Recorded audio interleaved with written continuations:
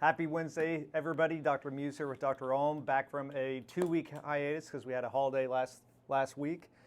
But the topic that we're going to talk about today kind of came about last night when we had our mastermind. Mastermind used very lightly. Meeting. No masterminds there, but we... Yeah, but we always meet up at the end of the year to just discuss how can we bring better care to our patients in the new year. Something that we talked about was, well, we need to get the word out that we treat things other than the spine. This being a chiropractic clinic, oftentimes it's thought that that's all that we work with, but in all reality, we work with anything and everything that moves on the body. Yeah, if it's, I always tell people if it's a mechanical issue or has to do with the musculoskeletal system, so that could be a joint, that could be a muscle, that could be a ligament, a tendon. If it's musculoskeletal or it's mechanical, then usually we can have pretty good success with it. Yeah, and actually, before we move on, there's something that I have to say. Uh-oh. And announce, because this is a perfect time since we're talking about extremities and treating all these sports stuff. Yeah. You're looking at a brand new certified chiropractic sports physician, the only one in the office. That's right. Yeah, the only one in the office and right now. So 4 letters, so you might have even more letters than. Some would say I have too many letters. Too many letters, yeah.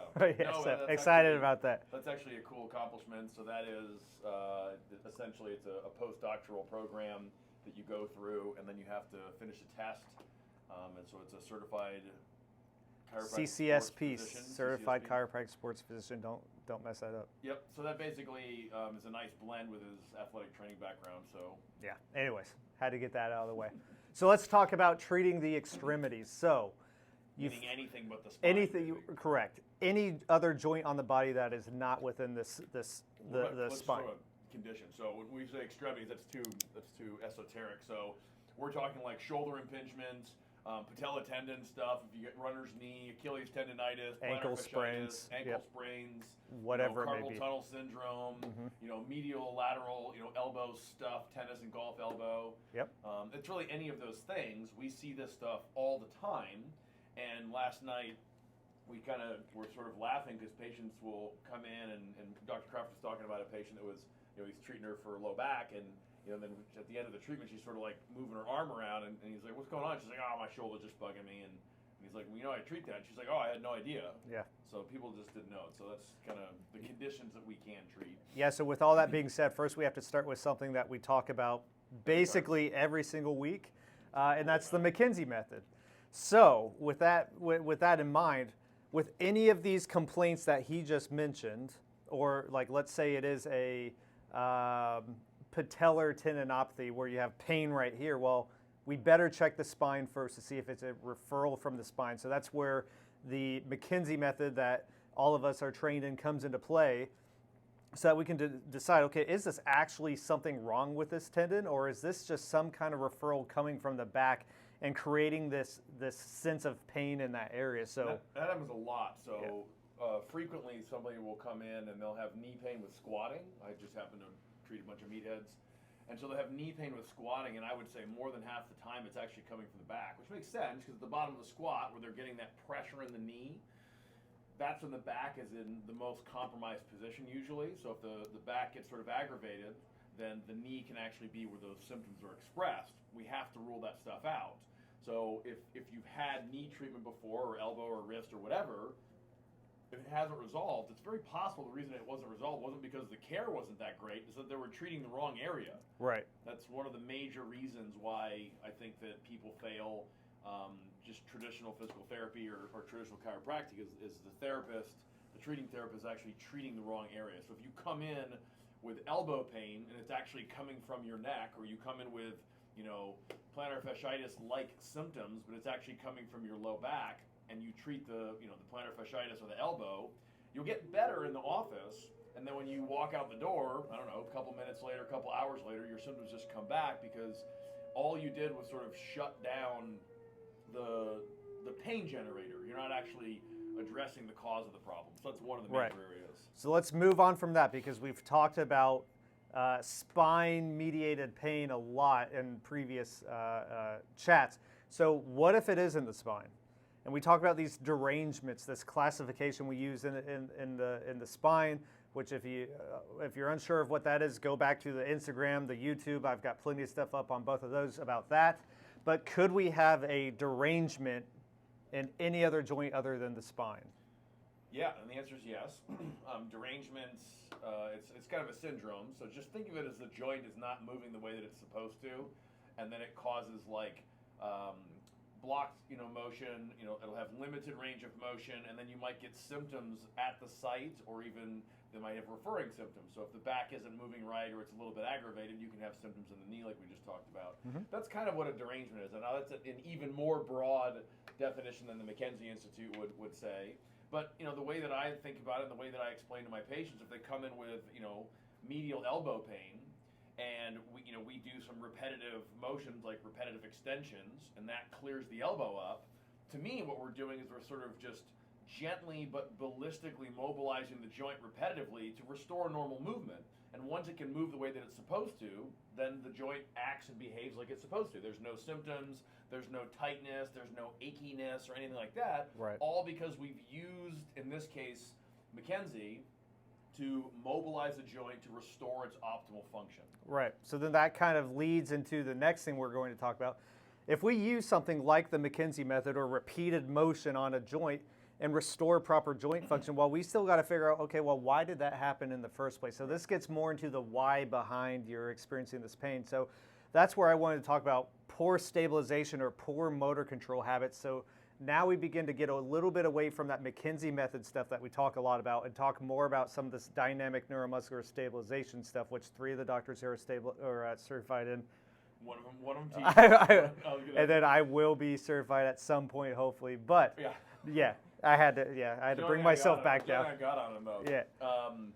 No, so this is actually an important piece, because one of the other reasons why people fail traditional therapy is, first, like I mentioned before, the therapist is not treating the right area.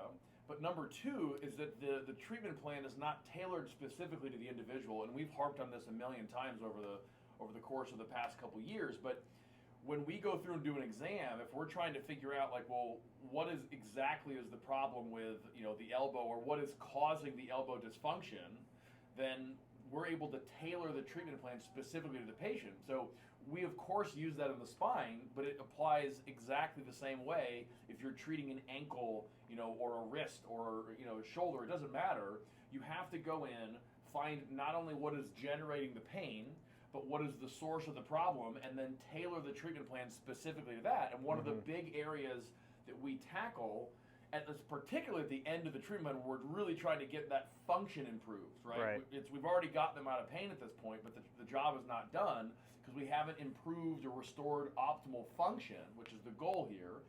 That's where the stability piece comes in. And by stability, we just mean control, right? Are you able to properly control your joint as it's going through movement? And if you are, then it's going to move the way that it's supposed to, and it's not going to sort of bark back at you with symptoms. Yeah. So far we've talked about some functional stuff. These derangements, which is somewhat more of a functional classification we'd use. Poor motor control or stability is a functional thing that we discuss. But then we can also cover things like strains and sprains, which is more of a... Have you ever treated that, though? Are you qualified to treat that? I might have done that a couple times as an athletic trainer. And you're also a certified chiropractic sports physician. I am CCSP, AT, CSC. But a strain sprain is an actual change in the tissue or pathological change in the tissue, whether it's from overloading of a tissue. Maybe in sport, there's like a quick change in direction, so we see a failure of whatever tissue's at play. So it doesn't have to be these strictly functional things that we treat. If there are pathological changes in the tissue, we've got tools at play here that we can use to aid in the healing process. Yeah, and those are different.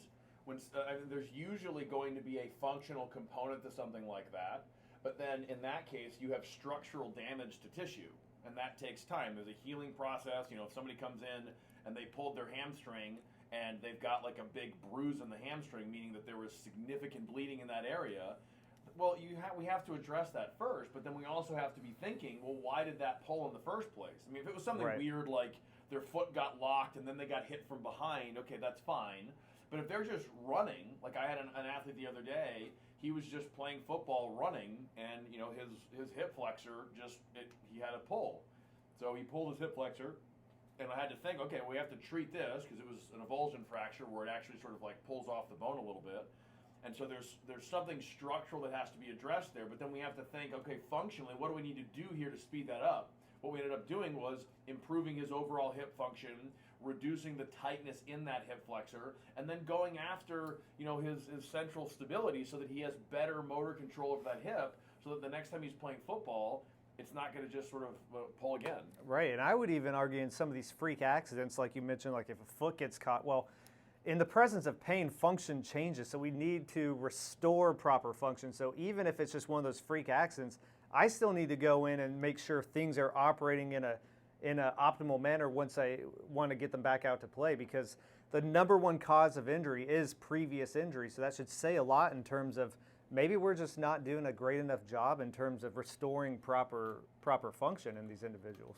Well, that's hard. It's tough. It's a topic for Yes, another time. yes. But like basically, a lot of times people in general, they will come in, and they come in because they're in pain or they can't do something that they want to do, like play football or run or whatever. And then when they come in, they think that the moment that they're out of pain that the job is done. So it's hard because patients have to realize if you really want to have a meaningful impact on the patient's life after this sort of injury, this episode, you have to go and address the causative factors. Mm-hmm. And there are internal causative factors, there's external. We've talked about this in previous podcasts before. Yep. But going in and realizing that, like, okay, it's not just I need to get out of pain, and the moment I'm out of pain, I'm good to go. If you do that and you leave, you might be fine, but there's a good chance that what happens is you just sort of re-aggravate it again, and then the re-aggravation start becoming closer and closer and closer, until people sort of get fed up. So if we can go in and actually address the function and restore that, then those patients are going to theoretically be able to perform at a higher level for longer periods without getting a flare-up, which is the whole goal. Right.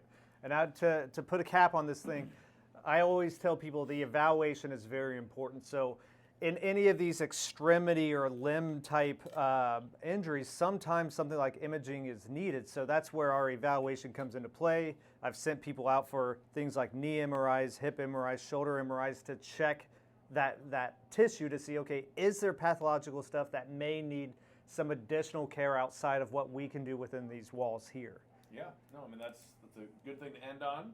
So I guess the message is, to close the loop on this, is that this functional approach that we apply, using McKenzie and DNS and some other tools that we have, absolutely works with extremities. So if there's shoulder impingement or a baseball player with elbow pain, runner with knee pain or whatever, like we treat all this stuff. And the advantage is that we're going to go after and try to find not only the source of the problem, but then we're also going to we're going to tailor the treatment plan specifically to the individual in front of us so that we can, get the faster results. Absolutely. As always, if you guys have any questions, reach out to us. Subscribe to the YouTube channel, follow us on Instagram, join the group page on Facebook, and if you guys have any questions, reach out to us on those. Otherwise, we hope you guys have a good week, and we'll see you guys next time.